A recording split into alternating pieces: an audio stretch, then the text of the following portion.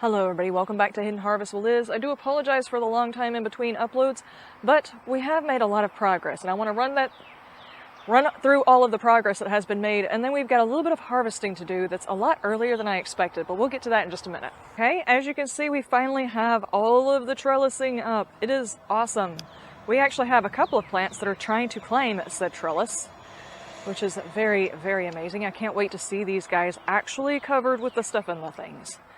There's been, I think, one more planting that has happened since my last video. That is for these guys right here. It's finally time to put the okra in the ground. The green beans finally came up. The purple whole black-eyed peas have come up. The squash has come up. There's actually, you see here, there's 3 plants. And here, very shortly, I'm going to have to choose one of these to survive on both sides. So I got 3 there, 3 here. These are 2 different types. I've got the yellow squash and the scallop squash, the white scallop squashes. They're like this big. And I need to choose one plant to each side. The reason being is these plants are going to get rather large, and I don't necessarily need more than one of them. Plus, I will also be succession sowing these guys because we do get quite a bit of a problem with the vine borer, and it will eventually take these plants out. So I will be getting some more squash started. As soon as these start fruiting, I'll get the second round of squash going inside pots or something. Here we have our loofahs, and this loofah is already starting to trellis itself. It's the only one that's actually doing it. Also, we've got several different plants that are finally starting to do things. Like this borage plant looks like it's about to get some flowers, which would be very, very cool. I've never seen a borage flower in person. I've seen them on people's videos, but that's it. And as you can see, most of the garden is actually starting to fruit. We've got sunflowers, kale. The kale is actually trying to escape the flower bed, and it's producing seeds and everything else like that. But then we've got lettuces that are starting to bolt. I've got another round of lettuce that is already going, and I was a bit heavy-handed with the seeding, so every single day I'm taking little bits of it out and giving it to our brand new chickens, which I will show you guys in just a minute. Okay, that is a quick tour of the garden. We have made progress. There are things that are still ongoing, like I'm trying to get the cardboard so I can lay down the rest of the wood chips. The blackberries and raspberries, I still need to get a proper mulch for the top of those beds, but those guys have already had their wood chips done. Where we need to spend some time today is in the old beds, because the garlic is ready to harvest and the old beds need to be cleaned out. My husband keeps asking me, what are you going to do with the old beds? What are you going to do with this area? And I have no idea what I want to do with that area. I'm thinking a great medicinal herb bed would be great, but I really don't know. The first thing I got to do is clean the area up before I can really even focus on anything. And there's so many things that have gone to seed. My garlic is done. It's just a huge disaster over there right now because the weeds have started taking over. Of course, it's summertime, well, springtime. The weeds have started taking over. But first, let's run over, take a look at the chickens, and then we'll get to the garlic. Also, you guys, if you just started your strawberries this year, make sure you're checking for weeds. Make sure you're checking for weeds and taking all of the flowers off. For the first year in your strawberry bed, you don't necessarily want strawberries. It would be nice to be able to get strawberries, but for the first year that they're getting situated, the roots are getting really developed, the soil in the bed, because this is a brand new bed, the soil needs like the microbiology actually established. So I don't want the plant sacrificing its health, its foliage, the root system, trying to produce that strawberry. So if you're in the same, growing area as me, if you're still like just introducing your strawberries, make sure you pinch off the flowers. Don't let them go to fruit, as tempting as it is. And also, I think 1 or 2 are producing runners, and I don't think I want it doing runners either, so probably have to snip those off. I might do 1 or 2 runners from specific plants that look like they're doing great, but other than that, I'm gonna let everything else just get established. Also, look at these tiny little dudes. I'm not even sure if they're going to show up in the video. But if you guys recall, I ordered purple and then a green that was like a Washington, I think is what it was. But the purple survived the shipping. The greens, on the other hand, did not survive. I think it was just I left them too long inside the package and they died. So I seeded this whole area and I didn't really think it was doing anything. And then suddenly all of them started sprouting up. They're all over the place. So a lot of the seeds actually established.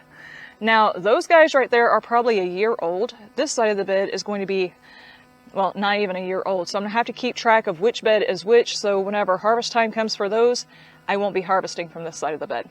And right here we have our baby chickens. This one over here that just ran off, that one is Cheeks. Because it's got a completely different coloration than all of the others and very, very puffy cheeks. None of the others have that. And then we've got the runt, whereas there's the runt right there. I'm not sure if you guys probably can't even see what I'm pointing at. It just looks like dark on dark and occasionally like a little bit of light. That one we think that's like the big one and is very, very protective. We're pretty sure he's a rooster.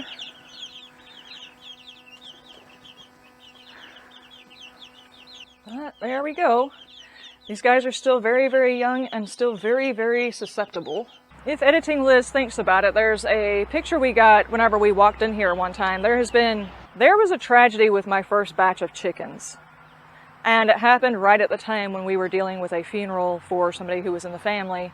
And it was not something I could publicly talk about just yet. But my first batch of chickens, all of them, on the day of the funeral, were dispatched by a local predator. So, it wasn't, the whole situation around the chickens, this whole situation has been so weird because, when we found out what happened, we went to the family's house and, you know, obviously all of that stuff that goes along with it. That evening time, everything was just so raw and emotional that I needed to get out of the house. So we were just going to go to the town and get some stuff and things for the garden. And my husband's like, why don't we go look at the chickens, see if they still have them, because we had no idea whether or not they were still carrying them. And then at the end of all that, we wound up coming home with 17 chicks. It was excessive because they were selling the chickens for really, really cheap, so we came home with all of them. And we set everything up, we had it situated, we spent some time reinforcing what I thought was reinforcing. It was not properly reinforced. The little brooder, I guess you could say. And we were like, okay, as soon as we get the money, we're going to get some better stuff, and then we're going to fix it up even better. Well, the day of the funeral, a predator got in there. It was a very not great thing to come home to that kind of situation. And in the end, we wound up saying, that's a learning lesson. We should have reinforced everything so much more. The putting off of reinforcing it, even by a week, was not a good idea. It was just naively thinking that we'd have a little bit of breathing room and things just kind of happened the way that they did.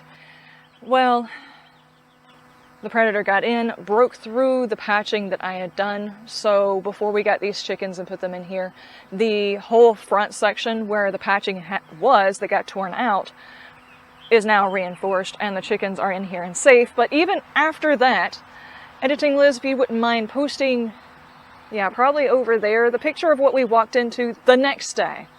So all of the videos I have watched about chicken rearing, people are like, protect your chickens because everything wants to eat them. They were not even joking, and I was not prepared for Darwinism to immediately start happening inside my yard, but apparently it has. So here is a word of warning for those of you who are contemplating getting chickens. Understand that there are a lot of predators for chickens. Anything from local cats to your neighbor's dog to anything. Snakes. And we knew that big boy was on our property. We just had no idea that he was on this section of the property. Apparently he just smelt KFC and decided to come over for a chit chat with my chickens. So now every time I open up the door to the brooder to turn the lights on and everything for them, I cringe a little bit at what I'm going to see when I open the door. And I did not expect that to be a problem. So word of warning that should you decide to take care of animals you're not, used to taking care of. Like, I've always had dogs and cats, and yes, we've lost dogs and cats over the years. Sometimes they go out and get lost, or they find another home, or, occasionally succumb to sickness. That is something that I have dealt with since I was younger because, and by younger, I mean 20 years ago. because I've always had cats and dogs in my family, and I've always had them since I was older because I felt like my children needed them. I have never owned chickens personally, and even when my family had chickens, we had them when when we first moved to our town. For a few years we had chickens, but after a while we stopped having chickens. I guess they got tired of dealing with them. But it was not something I was expecting to have to deal with Darwinism immediately on my homestead. So, word of warning that as soon as you get chickens, suddenly Darwinism can happen to you as well. Reinforce the brooder. Don't wait at all.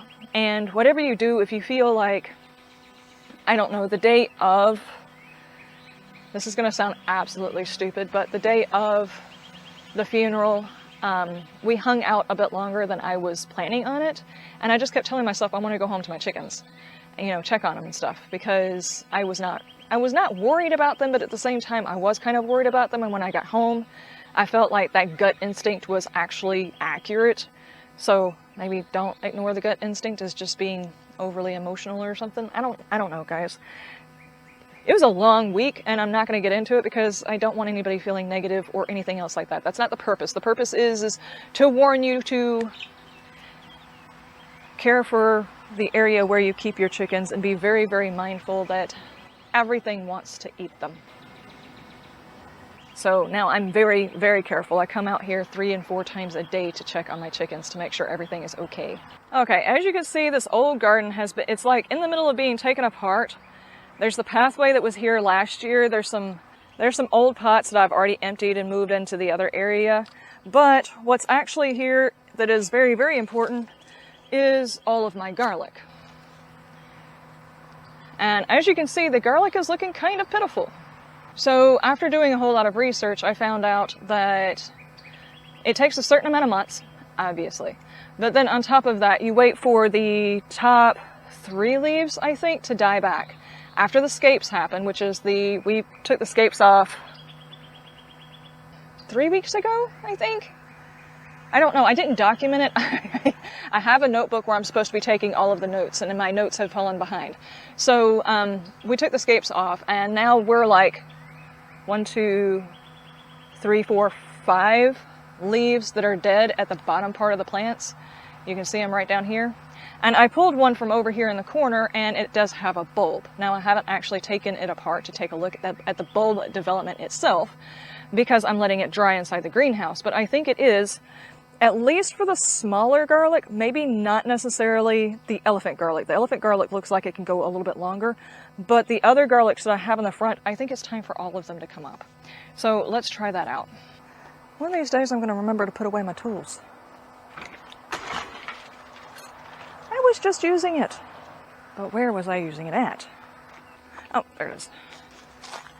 Okay, this is the one that I pulled day before yesterday. I was actually going to record yesterday, but I did not get around to it. So this is the bulb that I went ahead and pulled. As you can see, there's very good development on this one. This is a nice size bulb. So this is what's convinced me it's time to go ahead and take the rest of those up. I don't want to break any of them.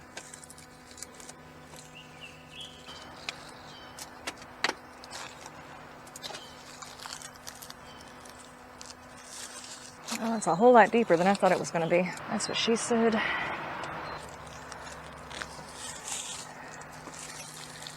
Oh, I cut into the side. This one's not going to store. Oh yeah, that's a good size bulb right there.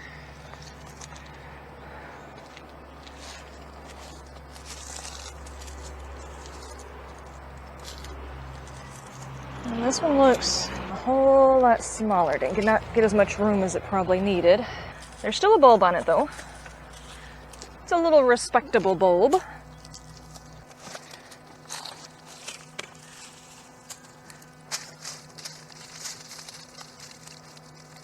There we go.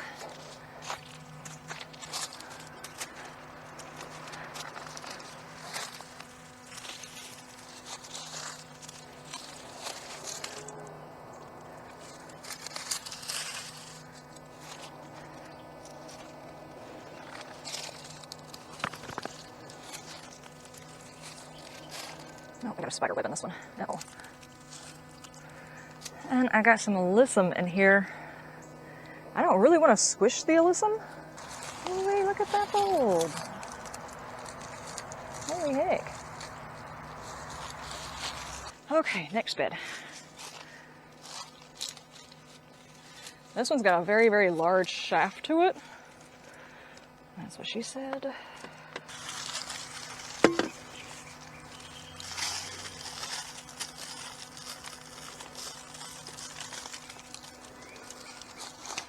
we go. And I've got one smaller garlic that's just sitting in here. I'll go ahead and take that one out. I'm pretty sure this one is also an elephant garlic, but it's not going to get to proper size. It's too close to the others. There we go. I mean, that is still a pretty good size though.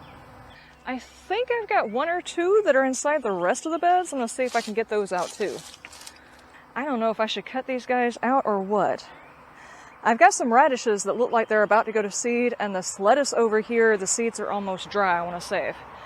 But this, I'm not so sure. I'll be honest with you, most of the family didn't care for this type of cauliflower. So what I might do is go get some snips. And let me put my wheelbarrow against the fence over here.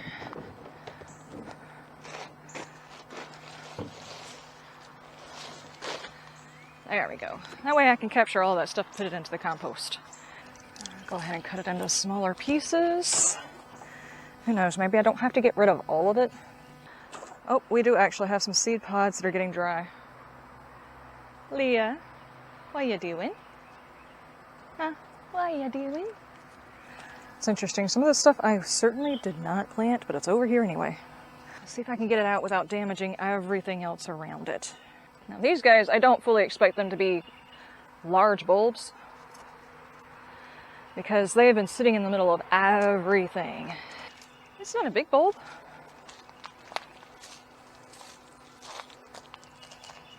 It's not a big bulb, but it did survive. This cilantro is being overly dramatic. Don't want it in the pathway. Stop your things. Okay, hang on. Let me get this out of the walkway. I'm walking over it the whole time anyway. I hate to do that, but there are a lot of seed pods, so I can get plenty others. Ugh, what was that feeling? Weird. Okay, when do you know a seed pod is ready? The reason I ask is because this is how it looks. It looks dry. I'm definitely seeing seeds.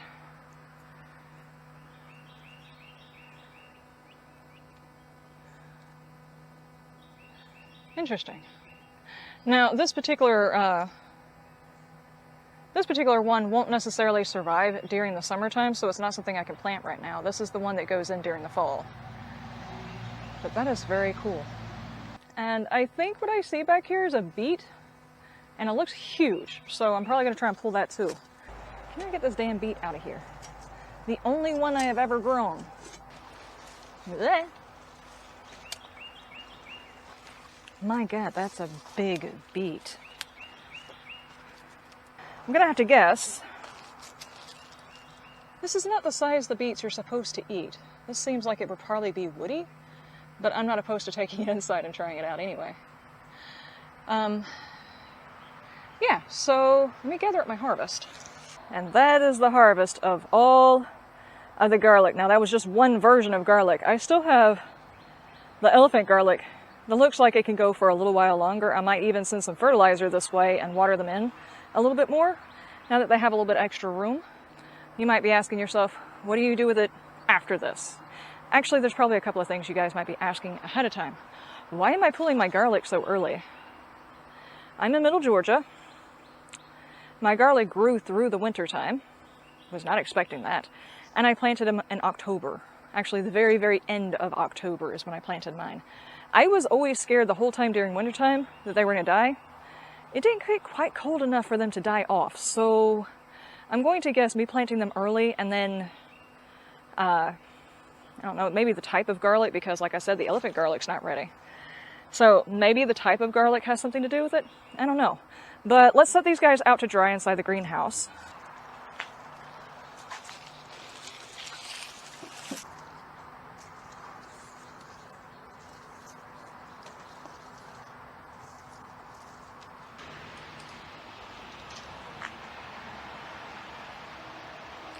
having an airplane straight over my head and highway cars going the whole time I'm trying to do a sign off. I'm beat. The whole garden is in.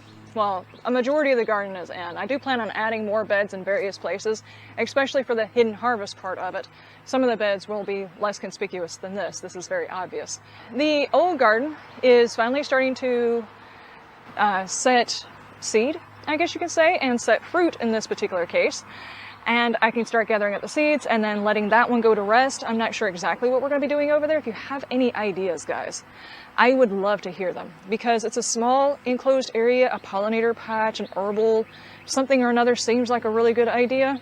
Of course, we pulled all of our garlic. Now we just have to wait for it to dry so I can, you know, get it taken care of. So whenever you're drying garlic, you just lay it out so air can circulate on all sides of it and allow it to fully dry. Don't rinse it, because that dirt is kind of like a protective layer. And don't take any of the outside leaves off, because that is also a protective layer. It will last longer. And obviously the smaller cloves are going to go bad first, so go ahead and use those guys. And I'm not sure about the storage potential of this particular version that I got. I'm going to have to look up whether or not I can actually find the type of garlic I got. If Editing Liz finds it, she'll stick it here or somewhere around here if she can find it. If not, I do apologize. It's been too long for me to find the stuff that I purchased. But yeah, I'll see you guys in the next one. Hopefully now I can try and get on a schedule now that springtime is here. I know I said that probably in the last video, that at this particular point I don't even know if I edited and uploaded because of everything that happened in the past week. But things are happening in the garden. There's a lot of stuff going on, and I'm going to try and bring you guys around for it. If anything, I'll do shorts so you guys can at least see some of the stuff that I am working on. But I will see you guys next time. Have a wonderful day, a wonderful night, and you stay shiny. Bye!